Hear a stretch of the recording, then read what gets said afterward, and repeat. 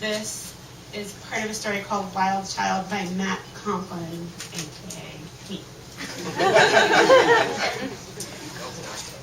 And this first part, and please turn your cell phones off or set them to vibrate, and if you want to talk, please go in the hallway. The first part is a letter. Sex on planes is stupid.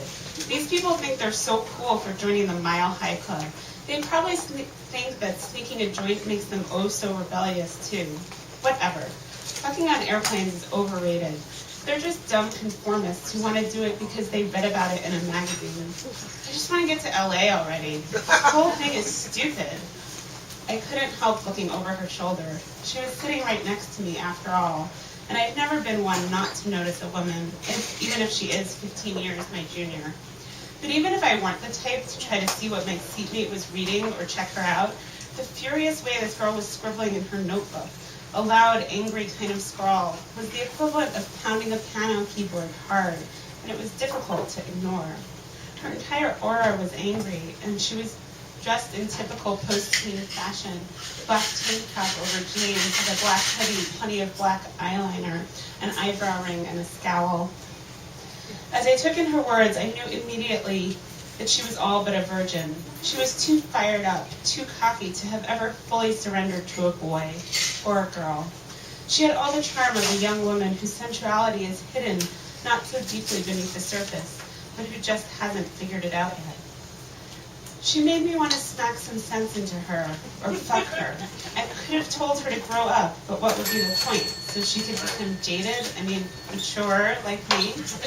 No, I figured I could have some fun with her, though, and maybe let Miss Attitude know that there's more than one way to get screwed on an airplane.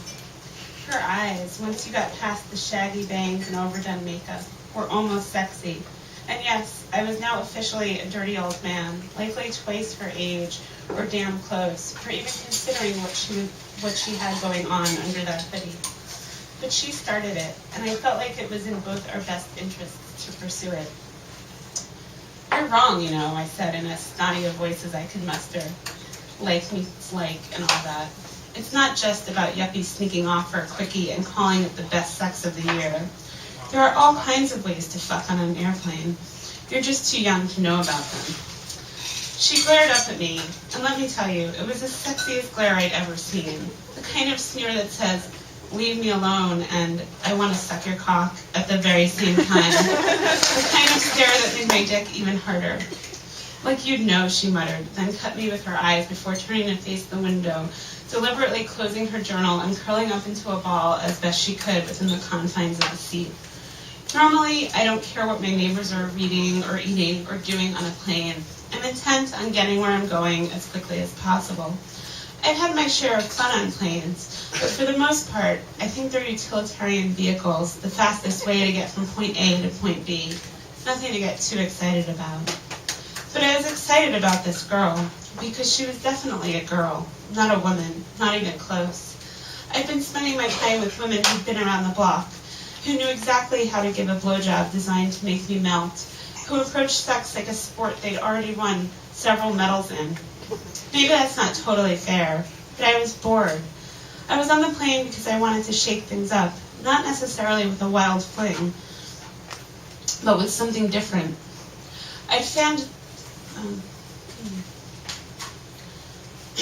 I'd been certain a quick trip would snap me out of my rut. Sorry, I'm editing as I go. I'd been drinking too much and had taken some of my frustration out on Heather, who'd finally had enough. But looking at this girl full of smoldering sex appeal, buried beneath layers of goth indifference, I wondered if maybe I didn't even need to get to the land of beaches, sunshine for that to happen. This wild child seemed tailor-made for that, and looked like she could use someone to talk some sense into her before she became jaded like all the others. Just then the stewardess came by and asked about drinks. My companion surprised me by ordering a club soda. I opted for water with extra ice and a whiskey. I smiled politely, even as my mind formed deviant plans. My seatmate continued to pretend to ignore me, but I sensed her eyes peering at me over her shoulder. I pulled out a book, some thick thriller on the bestseller list I'd grabbed off the shelves. I tried to act like I was immersed in the book, playing hard to get, if you will, but when the stewardess returned with my requested cup of ice, I was grateful for the chance to pull out my tray and grinned up at her. I think she thought I was flirting with her from the way she leaned down, thrusting her tits in my face. That brief nearness made my seatmate a little jealous, apparently, because she scowled at the woman and then demanded both a Coke and a tomato juice. "You better not spill on me," I said to her. "Why don't you mind your own business?" she snapped back. "Are you sure that's really what you want, Donna?" I asked, having cocked a glance at the copy of Bust with its address label still attached she'd been rifling through. "You're damn nosy, you know that? You were the one writing about something that I happen to have a vested interest in." "I was writing in my journal, you idiot." "Fine, stay young and uninformed. I don't care," I said, sipping the whiskey I'd so wisely had the busty stewardess bring me. I reached for my book again and tried to imagine I was in first class, but my cock was insistent that I not let this one get away. I'm going to stop there.